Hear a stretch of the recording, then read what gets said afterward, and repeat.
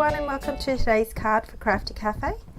To start off with the supplies I used to make the card, I've got MFT Blueprints 31, W+9 Smart Kitty and Lawn Fawn watercolour paper pack, and also some Distress Oxide and inks as well as normal Distress inks. Now just giving a quick flick through and deciding what colour I'm going to use today. Today I'm going to be using some blues and aquatones for today's card.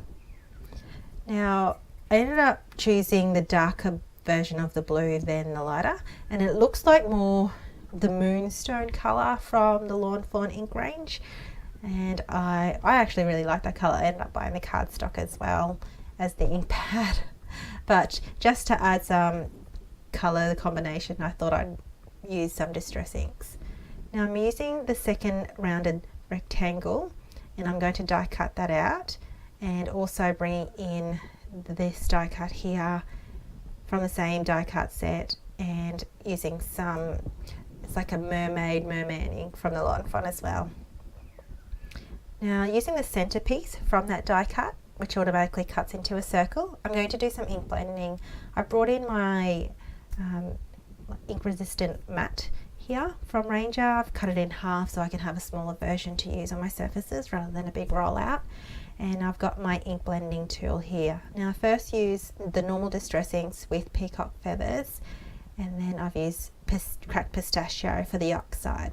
I like the contrast of colours and the subtleness on how well they blend, and just to add a little bit of different element to the little die cut circle. Now what I've done is I'm actually going to continue with like the watercolor theme.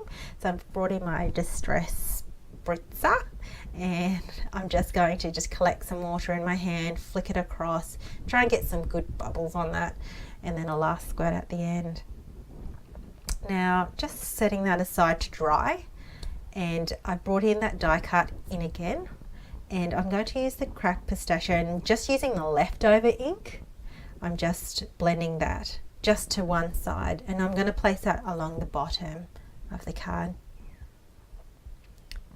So just blending that nice in. It's very subtle, but it's just enough to have that little bit of ink on there. And I'm just going to fill around with how I'm going to place that. So now for the stamping, I've got the Smart Kitty, and I've brought in the MFT Black Licorice because this is a Copic friendly ink, and I really like the ink. It's really crisp. I bought the bigger pad, but I don't know whether or not I just had a different version, but I find these mini ink cubes work perfect, and all four in that cube set are Copic friendly, I have found. And I'm just doing light Copic coloring. I am no means by a Copic colorist, an expert at this at all.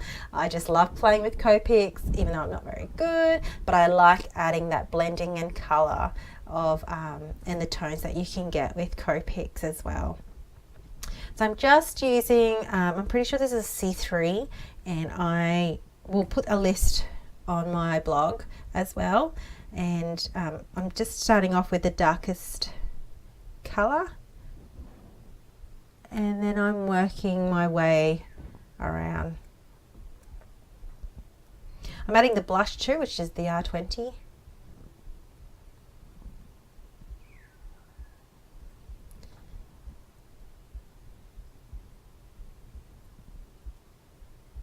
And then just bringing the C0 in. All I'm doing is just lightly ink blending, adding the, the pink tones, the cute little button nose and the ears, and just colouring this in. This was such an easy image to colour. It's so small, you didn't need too many Copics to colour. I was quite happy just with the 2 Copic colouring. Sometimes I tend to go to light to medium to dark, then reverse, just to get that blended look, but I think it would be too much if I added too many colours to the little cat, and I did want to keep it that grey tone, almost whitish look to the cat. So I've coloured the, I'm colouring the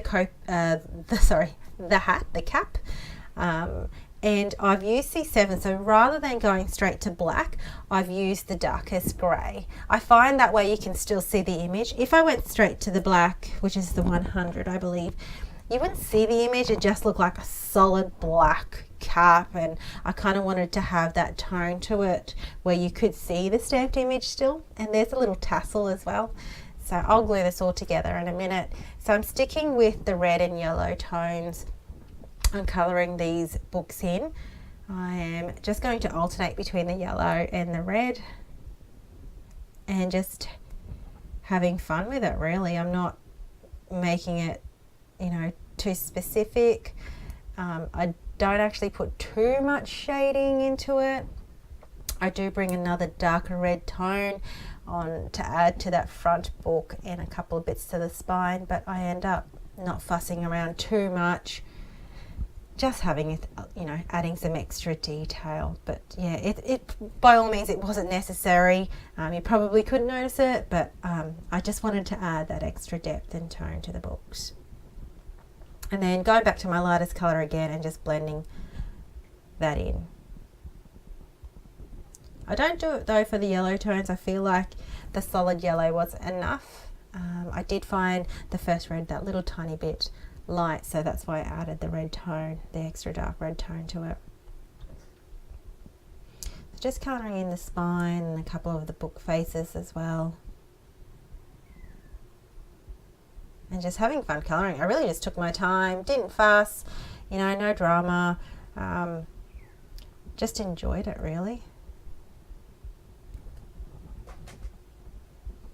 Now I've just brought in back my C0 just to add colour to the pages. Now just using a B12, a light blue,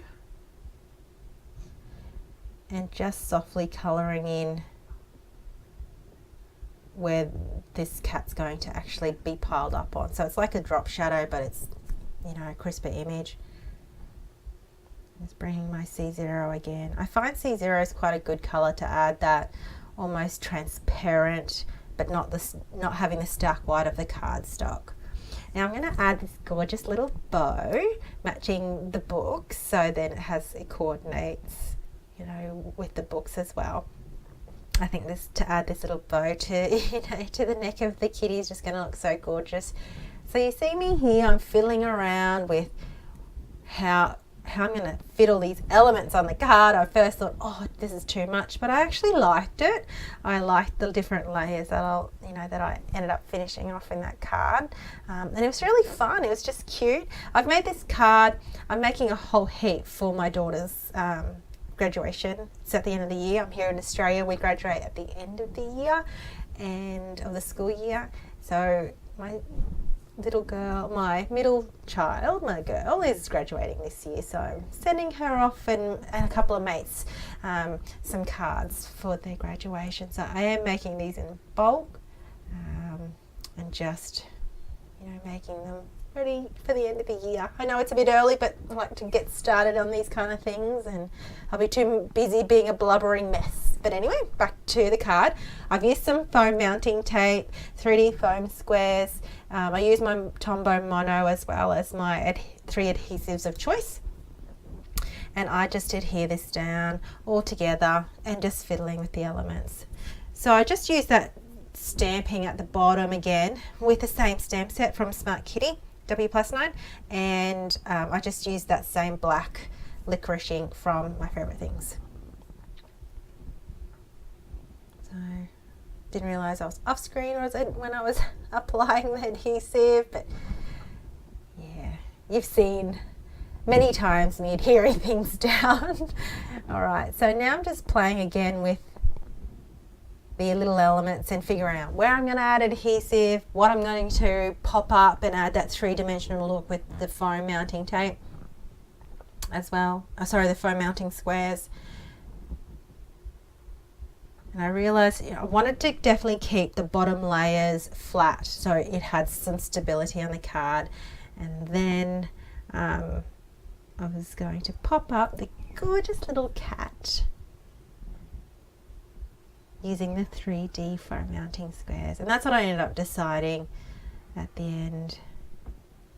So packing those little baby cute squares on.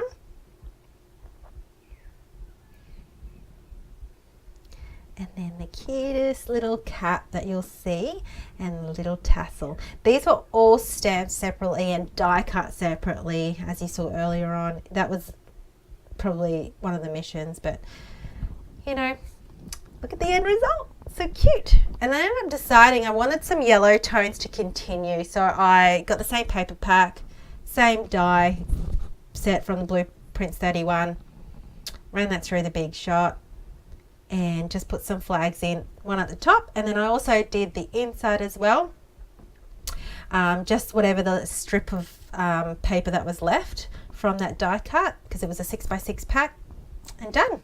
Hope you enjoyed today's card. Thank you for watching so much.